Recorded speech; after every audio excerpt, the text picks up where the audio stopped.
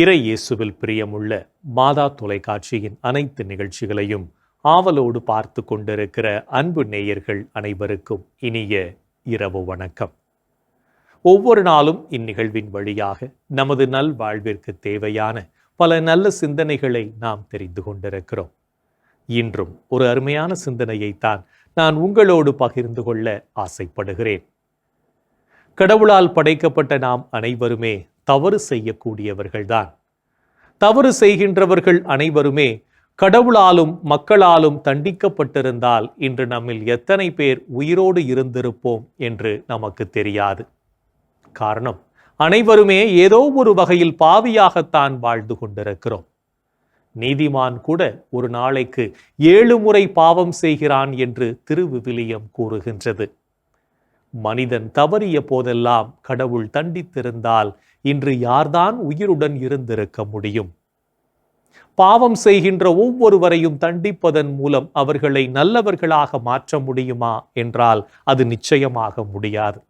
அதனால்தான் விபச்சாரத்தில் பிடிபட்ட பெண்ணை யூதர்களின் முறைப்படி கல்லால் எறிந்து கொலை செய்யப்பட அனுமதிக்காமல் இயேசு அவளை மன்னித்து கடவுளின் அன்பையும் இரக்கத்தையும் அவளுடைய வாழ்வில் உணரச் செய்தார். பாவம் செய்யாமல் வாழ்வது சிறந்தது. ஒருவேளை நமது பலவீனத்தால் பாவம் செய்திடினும் நமது தவறை நியாயப்படுத்தாமல் அவற்றை எண்ணி மனம் வருந்தி மனம் மாறியவர்களாக இறைவனை நோக்கி நாம் வர வேண்டும் என்பதுதான் மிகவும் முக்கியமானது. எந்த தவறையும் நான் செய்யவில்லை என்று நியாயப்படுத்துவதை விட தவறுகளை ஏற்றுக்கொண்டு வாழ்வது சிறந்தது என்பதை நாம் உணர்ந்து கொள்ள வேண்டும். நாம் நம் தவறுகளிலிருந்து அதிகம் கற்றுக்கொள்கிறோம். அனுபவங்களின் தொகுப்பே மனித வாழ்க்கை. வாழ்க்கை நமக்கு ஏராளமான பாடங்களை கற்றுத்தருகிறது. கடந்த கால தவறுகளை தாண்டி வாழ முயற்சி எடுப்பதே சிறந்த வழி. தவறுகளை ஒப்புக்கொள்வதே ஏற்றமிகு வழி. ஆசிரியர் ஒருவர் மாணவர்களிடம் சொன்னார், தவறு செய்யும் போது ஒரு சாக்குப்பையில் ஒரு சிறிய கல்லை போட்டு அதனை தோளில் சுமக்க வேண்டும். மீண்டும் தவறு செய்தால் இன்னொரு கல்லை போட வேண்டும். எப்பொழுதும் அதனை தூக்கிக் கொண்டே செல்ல வேண்டும். இறுதியில் 1 மாதம் கழித்து சுமை எப்படி இருக்கிறது என்று கேட்டார். சிலர் மிகவும் கடினமாக கஷ்டமாக இருக்கிறது என்றார்கள். தவறுகளை தூக்கிக் கொண்டே அலைவதை விட்டுவிட்டு தவறுகளை தூக்கி எறிய கற்றுக்கொள்வோம். தவறுகள் மனிதனை எடை போடும் தராசு போன்றவை. தவறுகளிலிருந்து திருந்த வழிகள் ஏராளம் இருக்கின்றன. அவற்றை தாராளமாக செயல்படுத்துவோம் என்று அறிவுரை கூறினார். அன்பான தம்பதியர், ஆனந்தமான குடும்பம். அன்று ஞாயிற்றுக்கிழமை. வீட்டுத் தலைவர் மும்முரமாக அன்றைய செய்தித்தாளில் மூழ்கியிருக்க, என்னங்க தேநீர் குடிங்க என்று தனது மனைவி கேட்க, அதை வைத்துவிட்டு போ என்றார். நேரமாகியது. தேநீர் ஆறிப்போனது. எங்கிருந்தோ ஓடி வந்தான் குறும்புக்கார மகன். தடார் என்று தேநீரை தட்டிவிட்டான். சத்தம் கேட்டு ஓடி வந்தாள் அம்மா. ஒன்றுமில்லை ஒன்றுமில்லை என்று அப்பா கூற, அப்பா என்னை மன்னித்து விடுங்கள், நான் பார்க்காமல் தட்டிவிட்டேன் என்றான். உடனே அப்பா, இல்லை இல்லை, தவறு என்மேல்தான், நான் உடனே தேநீரை குடித்திருக்க வேண்டும் என்று கூறிய அடுத்த கணமே, தப்பு என் மேல தாங்க, நீங்க குடிக்கும் பதத்தோடு நான் கொடுத்திருக்க வேண்டும் என்றாள் அம்மா. எனவே எதையும் ஏற்றுக்கொள்ளும் குணமே ஏற்றமிகு வாழ்வாகும் என்பதை உணர்ந்து வாழ்வோம். இன்றைய தினத்தை எடுத்துக்கொள்வோம். இந்த நாள் முழுவதும் நாம் செய்த தவறுகளை ஏற்றுக்கொண்டு அதிலிருந்து திருந்தி வாழ முயற்சி செய்தோமா என்று யோசித்து பார்ப்போம். மேலும் இந்த நாளில் நமது செயல்பாடுகள் எப்படிப்பட்டதாக இருந்தது என்று நம்மையே நாம் கேட்டு பார்ப்போம்.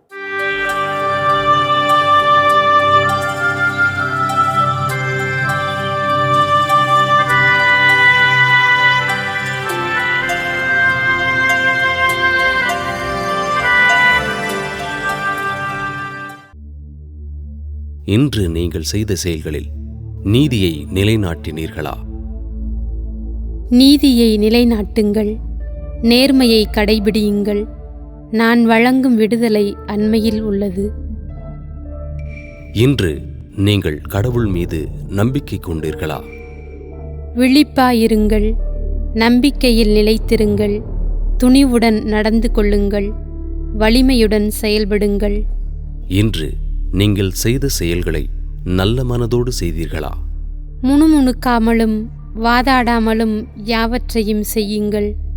அப்பொழுதுதான் நீங்கள் நெறி கெட்ட சீரழிந்த தலைமுறையினரிடையே குற்றமும் கபடுமற்றவர்களாய் கடவுளின் மாசற்ற குழந்தைகளென திகழ்வீர்கள். இன்று நீங்கள் உங்கள் நலனில் மட்டும் அக்கறை கொண்டு வாழ்ந்தீர்களா? நீங்கள் யாவரும் உங்களைச் சார்ந்தவற்றிலல்ல, பிறரை சார்ந்தவற்றிலேயே அக்கறை கொள்ள வேண்டும். இன்று நீங்கள் உங்கள் வீட்டில் உள்ள முதியோரை மதித்து நடந்தீர்களா? முதியோரிடம் கடுமையாயிராதே, அவர்களை தந்தையராக மதித்து ஊக்குவி.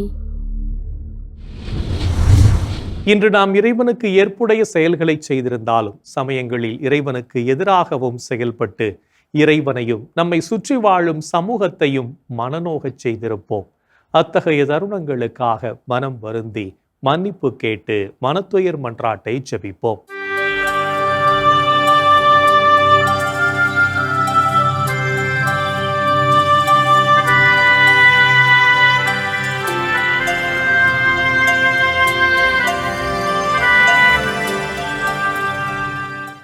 எல்லாம் வல்ல இறைவனிடமும் சகோதர சகோதரிகளே உங்களிடமும் நான் பாவி என ஏற்றுக்கொள்கிறேன்.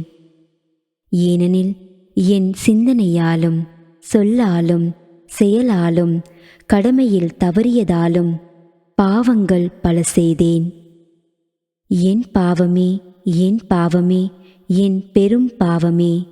ஆகையால் எப்போதும் கன்னியான புனித மரியாவையும் வானதூதர் புனிதர் அனைவரையும் சகோதர சகோதரிகளே உங்களையும் நம் இறைவனாகிய ஆண்டவரிடம் எனக்காக வேண்டிக்கொள்ள மன்றாடுகிறேன். ஆமேன். மனத்துயர் மன்றாட்டை ஜெபித்ததன் வழியாக இறைவனிடமிருந்து மன்னிப்பை பெற்றிருப்போம் என்ற நம்பிக்கையோடு இறை வேண்டலில் இணைவோம்.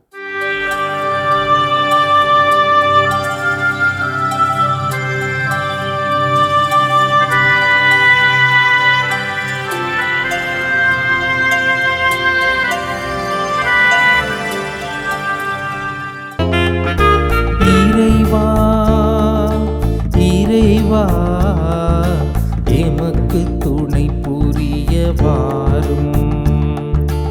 ஆண்டவரே எமக்கு துணை புரிய விரைந்து வாரும். தந்தைக்கும் மகனுக்கும் தூய ஆவியார்க்கும் மாட்சி உண்டாவதாக. தொடக்கத்தில் இருந்தது போல் இப்பொழுதும் என்றென்றும் இருப்பதாக. ஆமென்.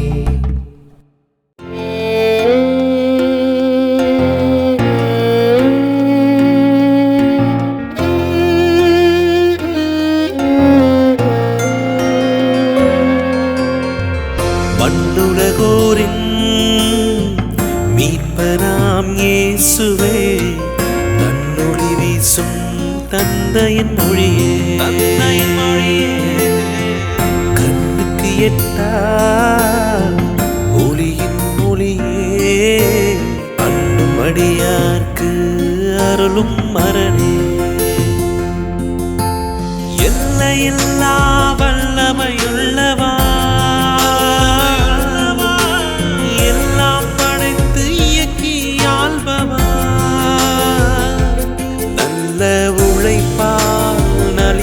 உடலே நல்ல துயிலால் களைப்பையாற்றுக.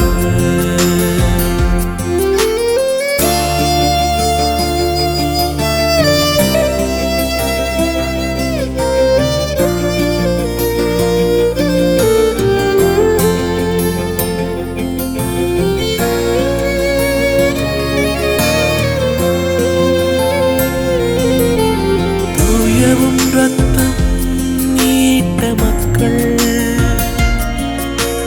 தீய வழிக்கு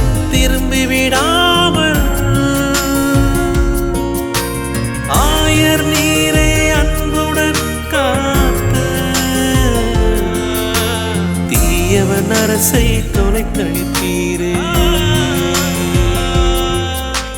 வியத்து களைத்த எமக்கு நீரே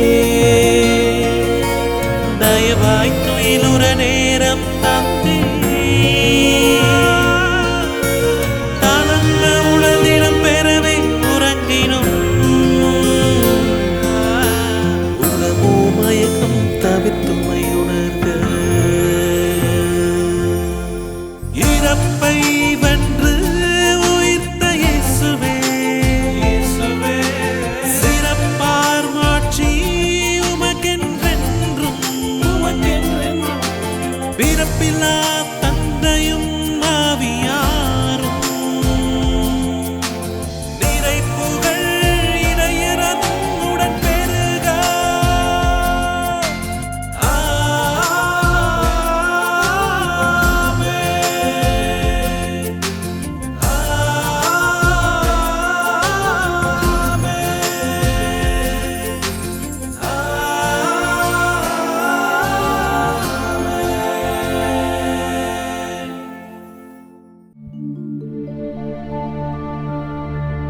இறைவா என்னுடல்வும் பாதுகாப்பில் நிலைத்திருக்கும். இறைவா என்னுடல்வும் பாதுகாப்பில் நிலைத்திருக்கும். அல்லேலூயா அல்லேலூயா அல்லேலூயா.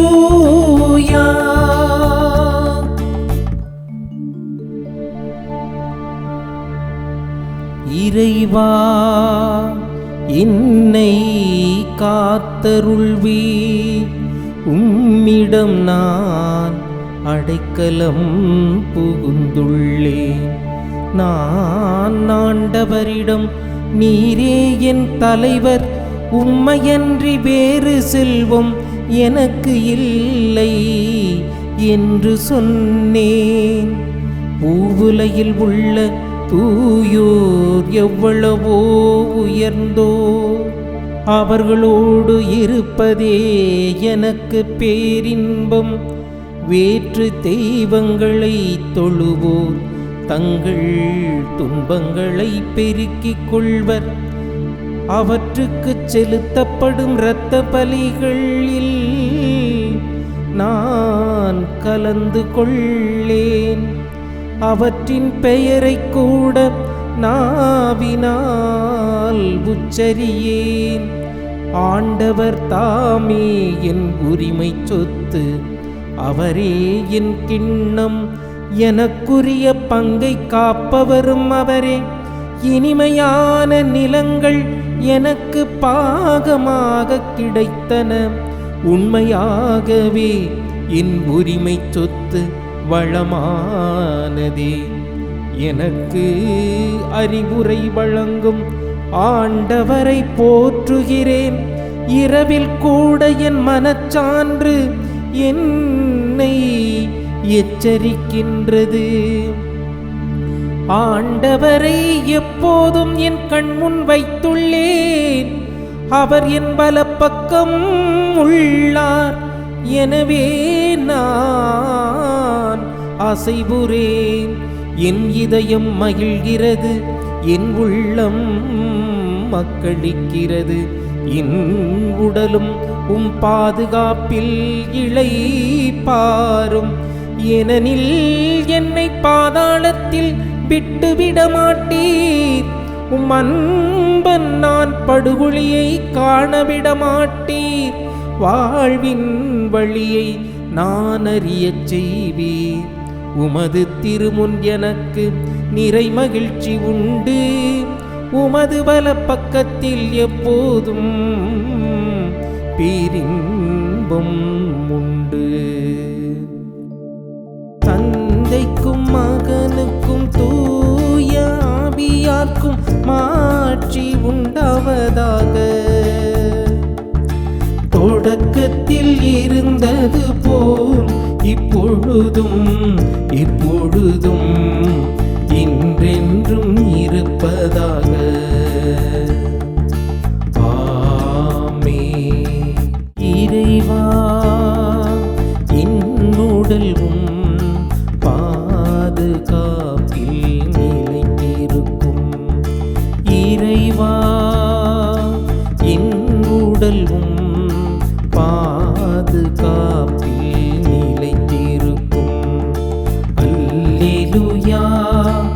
அல்லேலூயா அல்லேலூயா.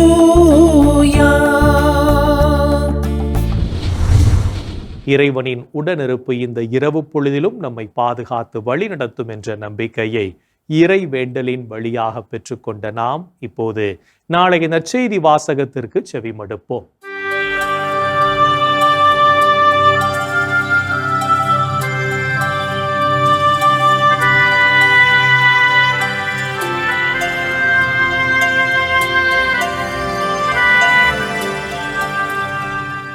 நாளைய திருப்பலி வாசகங்கள். முதல் வாசகம் திருத்தூதர் பணிகள் நூலிலிருந்து வாசகம். அதிகாரம் 25, இறை வார்த்தைகள் 13 முதல் 21 வரை. பதிலுரை பாடல். திருப்பாடல் அதிகாரம் 103, இறை வார்த்தைகள் 1 முதல் 2, 11 முதல் 12 மற்றும் 19 முதல் 20 வரை. யோவான் எழுதிய தூய நற்செய்தியிலிருந்து வாசகம். அதிகாரம் 21, இறை வார்த்தைகள் 15 முதல் 19 வரை. அக்காலத்தில் தம் சீடர்களுக்குத் தோன்றி இயேசு சீமோன் பேதுருவிடம், யோவானின் மகன் சீமோனே, நீ இவர்களை விட மிகுதியாக என் மீது அன்பு செலுத்துகிறாயா என்று கேட்டார். அவர் இயேசுவிடம், ஆம் ஆண்டவரே, நான் உம்மிடம் அன்பு கூறுகிறேன் என்பது உமக்கு தெரியுமே என்றார். இயேசு அவரிடம், என் ஆட்டுக்குட்டிகளை பேணி வளர் என்றார். இரண்டாம் முறையாக இயேசு அவரிடம், யோவானின் மகன் சீமோனே, நீ என் மீது அன்பு செலுத்துகிறாயா என்று கேட்டார்.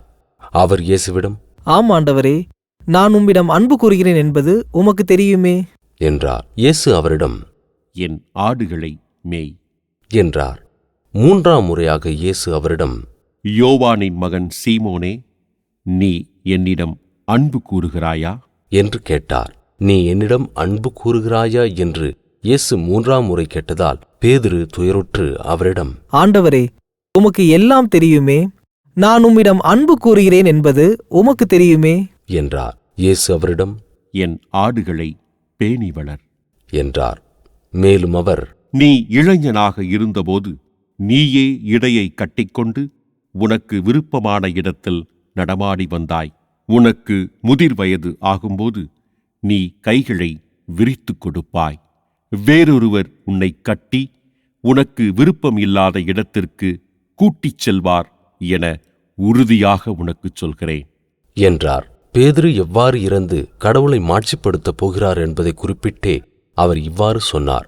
இதை சொன்னபின் பேதுருவிடம், என்னை பின்தொடர் என்றார். ஆண்டவரின் அருள்வாக்கு. கிறிஸ்துவே உமக்கு புகழ்.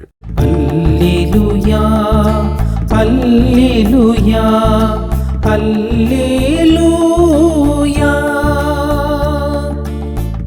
ஆண்டவரே, உம் கையில் என் உயிரை ஒப்படைக்கின்றேன்.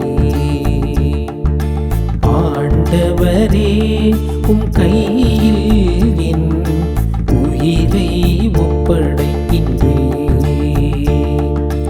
உம்மையின் ஆண்டவராகிய கடவுளே, எம்மை மீட்டவர் நீரே. ஆண்டவரே, உம் கையில் என் உயிரை ஒப்படைக்கின்றேன். தந்தைக்கும் மகனுக்கும் தூய ஆவியார்க்கும் மாட்சி உண்டாவதாக. ஆண்டவரே, உம் கையில் என் உயிரை ஒப்படைக்கின்றேன். ஆண்டவர் தோற்றுவித்த வெற்றியின் நாளிதுவே, இன்று அக்களிப்போம் அகமகிழ்வோம். அல்லேலூயா அல்லேலூயா. ஆண்டவர் தோற்றுவித்த வெற்றியின் நாளிதுவே, இன்று அக்களிப்போம் அகமகிழ்வோம். அல்லேலூயா அல்லேலூயா.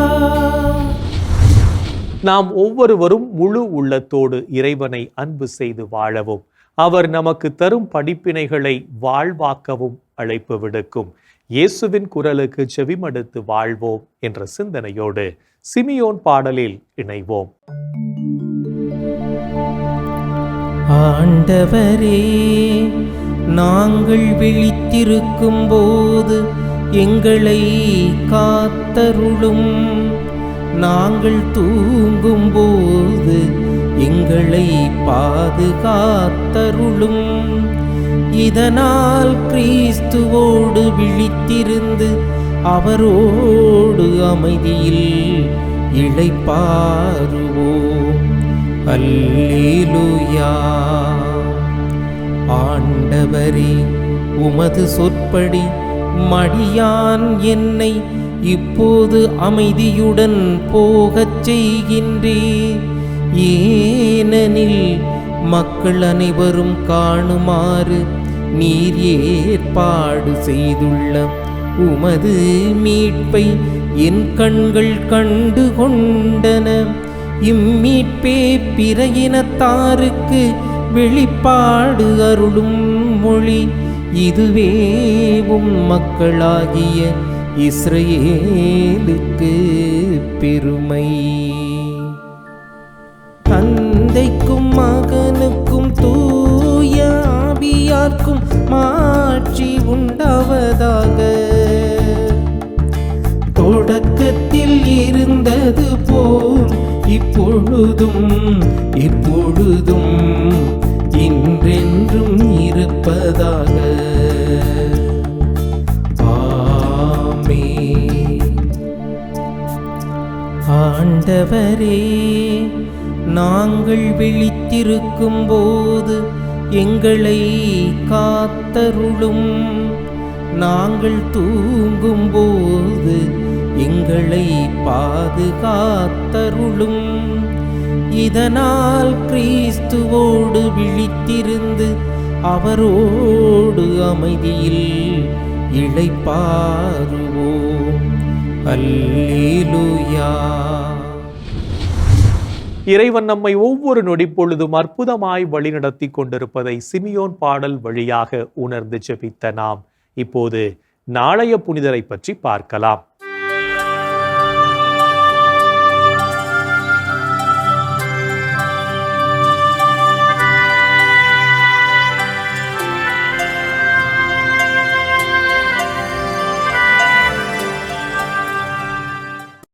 மே 22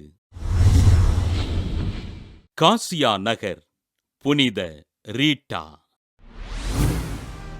இத்தாலி நாட்டிலுள்ள ரோக்கே பரேனாவில் வாழ்ந்த அன்டோனியோ அமட்டா ஃபெரிலோட்டி பெற்றோருக்கு கிபி 1381 பிறந்தார் ரீட்டா. சிறுவயது முதலே இறைபக்தியில் சிறந்திருந்த இவர் தன் வாழ்வினை இறைவனுக்கு அர்ப்பணித்து அருட்சகோதரியாக விரும்ப தன் பெற்றோரின் விருப்பத்தின்படி திருமணம் செய்து கொண்டார். தன் கணவரினால் துன்புறுத்தலுக்கு ஆட்பட்ட ரீட்டா 2 ஆண் குழந்தைகளுக்கு தாயானார். தன் கணவர் முன் விரோதத்தின் காரணமாக கொலை செய்யப்பட சிறிது காலத்தில் தன் குழந்தைகளையும் இழந்து தனிமையில் வாழ்ந்தார். இத்தாலி நாட்டின் காசியா நகரிலுள்ள புனித மதலேன் மரியா துறவற மடத்தில் சேர்ந்து அருட்சகோதரியாக அருட்பொழிவு பெற்ற இவர் 40 ஆண்டுகள் இறைப்பணிகளை ஆர்வத்தோடு செய்தார். ஆண்டவரின் திருப்பாடுகளை தான் அனுபவிக்க வேண்டுமென்பதில் ஆர்வம் கொண்ட இவர் அதற்காக ஆண்டவரிடம் வேண்டுதல் செய்ய கிபி 1442 புனித வெள்ளியன்று இவரது தலைப்பகுதியிலிருந்து இரத்தம் வடியத் தொடங்கியது. சுமார் 15 ஆண்டுகள் ஆண்டவருடைய திருப்பாடுகளின் துன்பங்களை அனுபவித்த அருட்சகோதரி ரீட்டா கிபி 1457 மே 22 விண்ணகப் பிறப்படைந்தார். ஆண்டவரின் திருப்பாடுகளை அனுபவித்து வாழ்ந்து அழியா உடல் வரம் பெற்றிருக்கின்ற அருட்சகோதரி ரீட்டாவினை திருத்தந்தை 13ஆம் சிங்கராயர் கிபி 1900ஆம் ஆண்டு புனிதராக உயர்த்தி தனிமையில் இருப்பவர்களுக்கு பாதுகாவலராக அறிவித்தார். காசியா நகர் புனித ரீட்டாவின் திருவிழாவினை கொண்டாடுகின்ற நாம் ஆண்டவரின் திருப்பாடுகளை அனுபவித்து இரத்தம் சிந்துகின்ற துறவிகளுக்காகவும் அவர்களின் உடலுக்கு போதுமான சக்தி கிடைக்கவும் உருக்கத்தோடு ஜெபிப்போம். புனிதர்கள் ஒவ்வொருவரும் தங்களது வாழ்க்கையின் மூலம் இறைவனுக்கு சான்று பகர்ந்து வாழ்ந்தவர்கள் என்பதை உணர்ந்தவர்களாய் நாமும் அவர்கள் வழியில் வாழ்ந்து இறை வழியில் பயணிப்போம் என்ற நம்பிக்கையோடு நாளைய தினம் உண்மையை மட்டும் உரக்க பேசுவோம். என் அன்பு சகோதரனே, சகோதரியே, கடவுள் எவ்வளவு அற்புதமாக நம்மை ஆசீர்வதித்துக் கொண்டிருக்கிறார். நாம் கேட்பதற்கு மேலாகவே பலவிதமான ஆசீர்வாதங்களால் நம்மை நிரப்பிக் கொண்டிருக்கிறார். அப்படிப்பட்ட மாபெரும் ஆண்டவருக்கு, உயிருள்ள தேவனுக்கு நாம் நன்றி சொல்வோம், அவரை போற்றி புகழ்வோம். இன்றைய நாளிலே நமது விவசாய சகோதரர்களுக்காக, சகோதரிகளுக்காக நாம் மன்றாடுவோம். எங்கள் அன்பு உருவான இயேசு ஆண்டவரே, ஏழை விவசாயிகள், எதையும் எதிர்பார்க்காமல் உழைத்து கொண்டிருக்கின்ற உமது அன்பு பிள்ளைகளாகிய இந்த விவசாய பெருமக்களுக்கு ஆட்சேபிக்கிறோம். ஆண்டவரே, படைப்பின் தொடக்கத்திலே இதோ ஆதாம் ஏவாளை பார்த்து, நிலத்தை நீங்கள் பண்படுத்தி உழுது அதன் வழியாக நீங்கள் கனிகளை பெற்றுக்கொள்ளுங்கள் என்று சொல்லி அவர்களுக்கு நீர் கட்டளை கொடுத்தீரே. அந்த கட்டளைகளை நிறைவேற்றி கொண்டிருக்கின்ற என் விவசாய சகோதரனுக்காக, சகோதரிக்கு ஆட்சேபிக்கிறோம். ஆண்டவரே, இவருடைய ஏழ்மையிலிருந்து இவர்களுக்கு விடுதலை தாரும். இவருடைய கடன் தொல்லைகளிலிருந்து இவர்களுக்கு விடுதலை தாரும். ஆண்டவரே, இவர்கள் செய்கின்ற விவசாயத்தின் வழியாக இவர்கள் செழிக்கக்கூடிய நிலையை நீர் ஏற்படுத்தி தரும்படியாய், இவருடைய விளைச்சலுக்கு நல்ல பலனை தரும்படியாய், இவர்களை நல்ல மழையால் ஆசீர்வதிக்கும்படியாய், இவருடைய குடும்பங்களை நீர் ஆசீர்வதிக்கும்படியாக, இவர்கள் ஒவ்வொரு நாளும் மகிழ்வோடும் சமாதானத்தோடும் நிறைவோடும் வாழ்வதற்கு தேவையான எல்லா வழிவகைகளும் நீரே இவர்களுக்கு செய்து தர வேண்டும் என்று இந்த நேரத்தில் உம்மை பார்த்து கெஞ்சி கேட்கிறோம். எங்கள் அன்பு அன்னையே, ஆரோக்கிய தாயே, விவசாய பெருமக்களுக்காக பரிந்து பேசுங்கள் அம்மா. இந்த ஜெபங்களெல்லாம் எங்கள் ஆண்டவராகிய இயேசுவே உமது வல்லமையான திருநாமத்தின் வழியாக உம்மை கெஞ்சி மன்றாடுகிறோம். ஆமென். என்றும் வாழும் உயிருள்ள இறைவன், தந்தை, மகன், தூய ஆவியார் நாம் அனைவரையும் நிறைவாக ஆசீர்வதிப்பாராக. ஆமென். இந்த ஜெபத்தின் வழியாக இறை அருளும் ஆசீரும் நம்மீது நிறைவாக பொழியப்பட்டிருப்பதை உணர்ந்திருப்போம். இறை ஆற்றலும் வல்லமையும் என்றும் நம்மில் தங்கும். அன்னை மரியாவும் நமக்காக இறைவனிடம் பரிந்து பேசி நம்மை கரம் பிடித்து வழிநடத்துவார் என்ற நம்பிக்கையோடு அவரின் துணை வேண்டி இந்த நிகழ்வை நிறைவு செய்யலாம். Good night.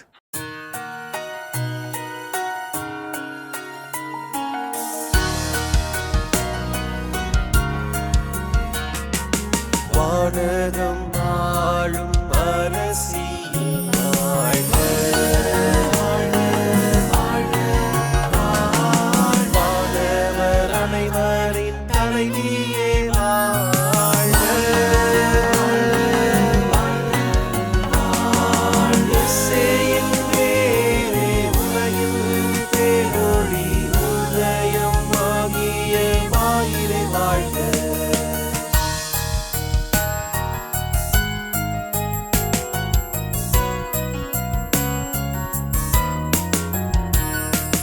மாட்சி மிகுந்த கண்ணியே மகிழ்க, மகிழ்க, ஆட்சி தகைமையின் தாயே மகிழ்க, மகிழ்க, எழில் மிகு நாயகி இயேசுவை வேண்டி பொழிந்த